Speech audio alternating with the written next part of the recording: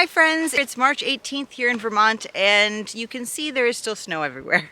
It's quite a thick layer of snow, and hopefully though it will melt over the next week or so. We have most of our highs in the low 40s, which is what it is today and has been warmer than what it used to be. So I'm hoping spring will be here soon. In the meantime, today I am pruning some trees. So I have some young apple trees here. They are about 3 years old. We planted them in 2019 here. So 1, 2, 3, that's a peach. And then over where you can't see, I have another peach and a pear here.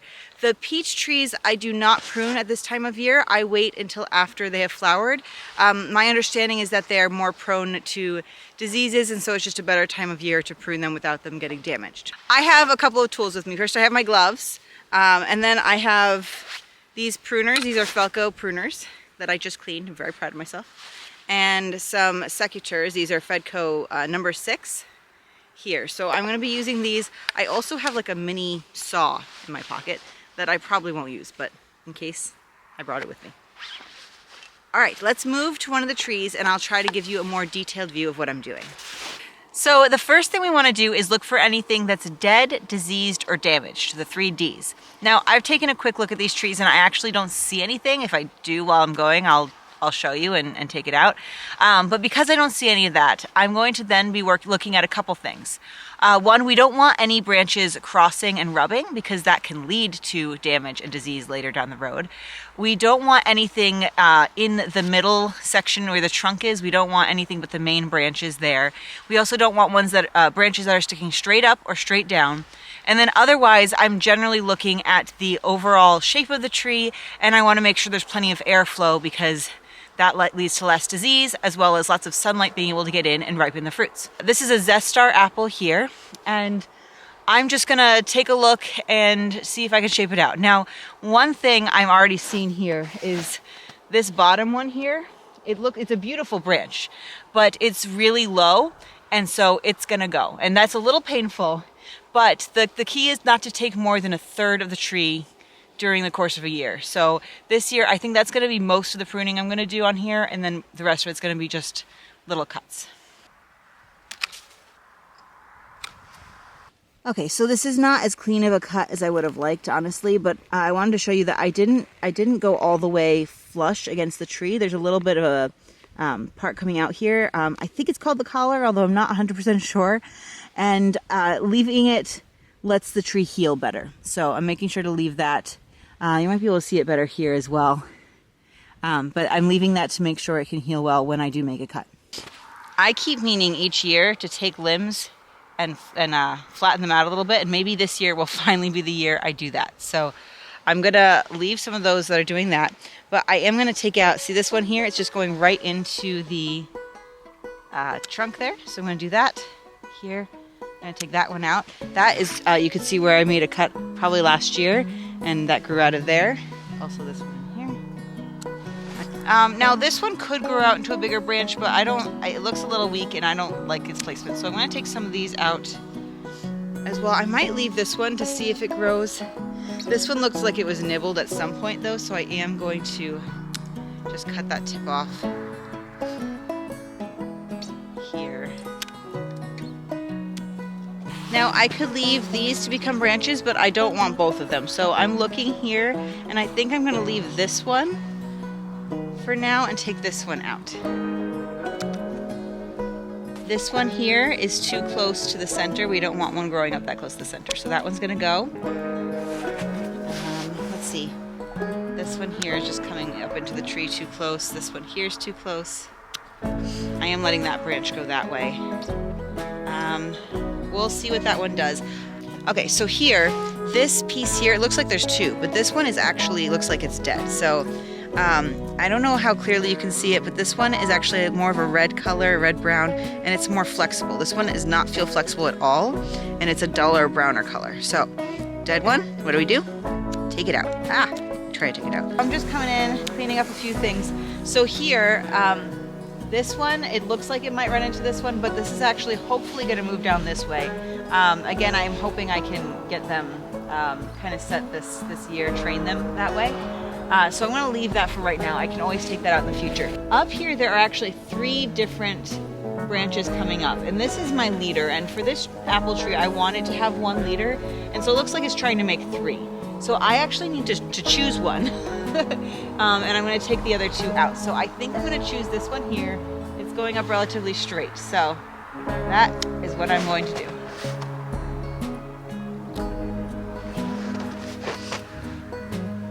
And then I'm just coming through and getting any that I think are like either too close in or are going to be facing straight up. If I did those would be facing straight up there, which we don't really want. Oh, you can't see it, but I just saw some little ones down here that I'm going to get. I'm not sure about this one and its strength, but I'm going to leave it for right now. I can always take it out in the future. I think this is going to be in the way of other ones. Oh, this one too is going to come out. We'll leave that one for right now. I'm going to take this one here out. This little thing, if I can get to it. So I'm going to leave that one.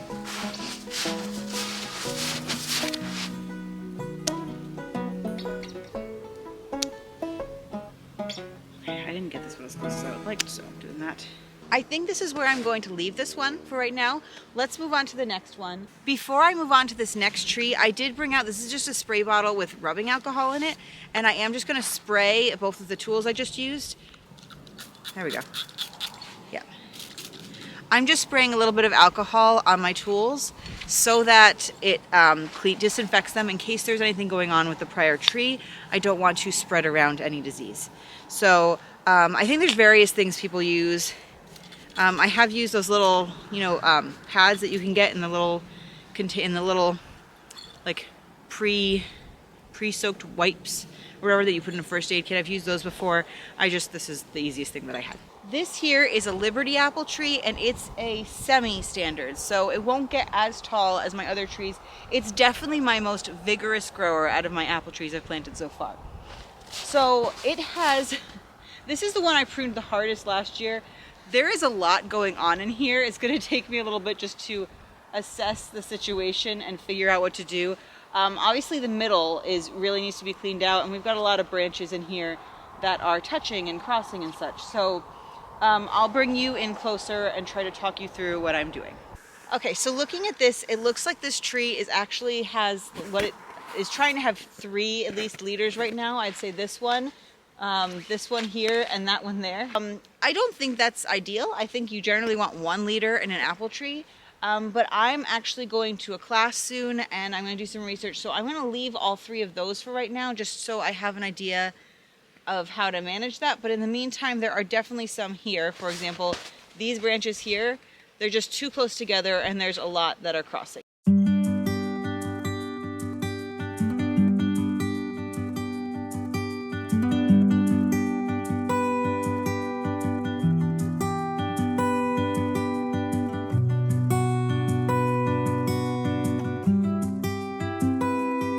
And it can be a little scary. It looks like I'm taking a lot off, and you think, well, I want all the fruit. But having done this for a couple years on my bigger pear tree, I found that I get more fruit and larger fruit when I do prune. So it's not as scary as it used to be.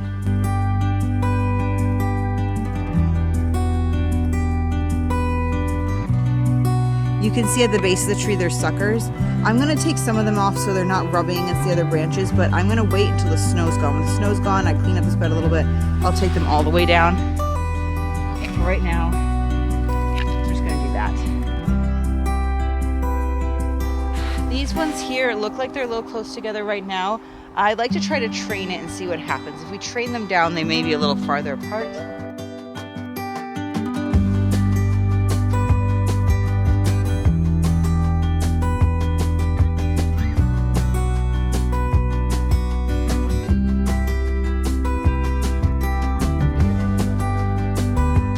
I just took quite a bit off this tree, so I'm going to stop there for right now. I think there's probably more that could be done, but again, I'm going to do a little bit of research about this multiple leader situation. So I will come back to this at a later time. I've got one more apple tree to do. This is the last apple tree. We are planting more this spring, so that'll be exciting. But for right now, this is the last one. And this is a Duchess of Oldenburg. And it hasn't fruited yet. So I'm hoping if I give it a decent prune, it will actually fruit this year. So I'm just gonna go ahead and get after it and probably fast forward you through this one.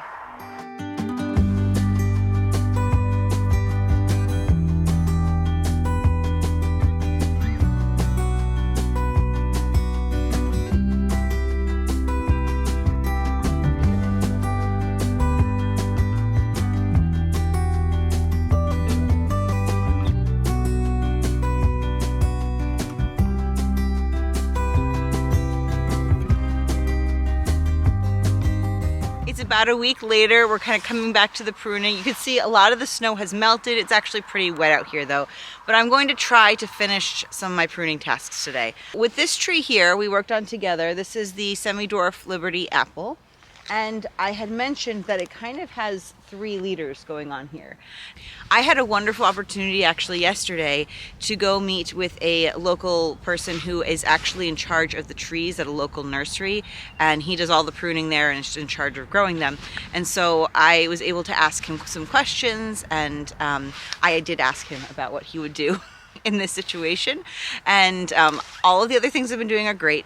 What he suggested is depending on where they are, you could either cut them all off, or he would really suggest for some of these branches, because they're getting quite thick, and especially the ones that want to be leading, to head them off. And I don't think that we talked about heading them off in my last video. I haven't done a lot of that. So I'm going to talk you through what I'm going to do with these here. Hopefully you can see this okay, and this is a good view. This here is, I think, what I want to be the leader. It's not going exactly straight up, but we're just gonna go with that. So this will come up here like that. Now this one here is the one I do not want to be the leader, and it's coming up 2 ways. And I could head these both off, but I think that's going to be too much. So instead I'm going to take this one out because it's going into the middle of the tree as well. So we're just going to come here and hopefully cleanly take that one out. Heading off is simply cutting off the end of a branch here.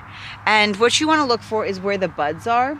In this case, this one already has a bunch of branches, so I want to look at where the branches are. You want a bud or a branch that's going to be going outward this way, so that the branch continues going outward, not inward. And I might take this down. So I'm going to be getting rid of all this up here. I could take it to right above this, and then it would go this way, which actually, because there's a space here, may not be a bad idea. So my question is, do I want to take it here or here? And I think that I'm actually going to take it down to this one, take it a little lower. So I'm going to go above it. I don't think it matters if the cut is angled or not, but I'm going to do it like this. There we go. And I did it. Now there's a lot of other branches here that are getting quite thick and kind of wanting to come out, and I'm debating heading off some of these as well. I know I'm doing a very aggressive prune on this tree. I'm hoping it doesn't look too ridiculous, but I do know that it will really help with the overall structure. I have done very little pruning on all of these young trees up until now. So here, this is getting, it's getting up pretty tall like that, and it's getting pretty thick at the bottom. So I'm going to go ahead, I'm going to take this one off to here above this branch here as well. I don't think I'm going to head this one off today, but I did want to show you, this one doesn't have branches on it. It just is, it's like what these buds look like. So can you see the buds there? So if I was going to head this one off, I'm going to choose one that's facing out, like maybe this one here is facing that way, away from the tree. So I would cut just above here, so that leaving this bud but cutting off everything above if I wanted it to go that way. So hopefully that makes sense to you, and if you want to take a try at heading off and there's no branches, then you can know what to do. Okay, to wrap up this video, I just want to go over with you again the steps to pruning your young fruit trees. So number 1, we're looking for the 3 Ds. That is dead, damaged, and diseased. You want to make sure you cleanly take those out. Then you want to make sure that you're clearing out the middle of your tree. So I would call it the chimney area. Think you want it to be open. You don't want a lot of things in there. You want to really, in general, keep the Keep enough space in between. The term I recently learned is you want to think of a fat robin flying through. So think of the fat robin flying through your tree. The principle that's going on here is two main things. One, you want to keep airflow through because it'll cut down on diseases and pests, and you want sunlight to be able to get to your fruits because it's going to make them bigger and ripen. So you really want that fruit set, you want the sunlight to get through. So think of that. And then just for aesthetics, how do you want the tree to look? Do you want lower limbs? Do you want them up higher? There could be a couple factors that you think of in that. You might want a lawnmower or something to be able to get under the branches, so you're going to want to limb them up in that case. Or if you want kids to be able to reach lower branches, then you might want to leave them. We talked about when you make a cut to leave the collar, to leave the little bit so that it can heal, you want to use clean and sharp pruners. And I also just showed you how to head off your branches if they're getting a little too tall and you want to control for size or shape. You can actually also do that to the top leader. It will control the size of the tree. So again, my trees are pretty young. This is really the hardest prune I've ever done on them. I think it's my second or third year coming out here and looking at them and thinking about pruning them, and I've only done a few cuts here and there, so I'm learning as I go. But I wanted to share with you what I've learned and how I'm going about it, and I hope it is helpful to you. Until next time, friends, happy gardening.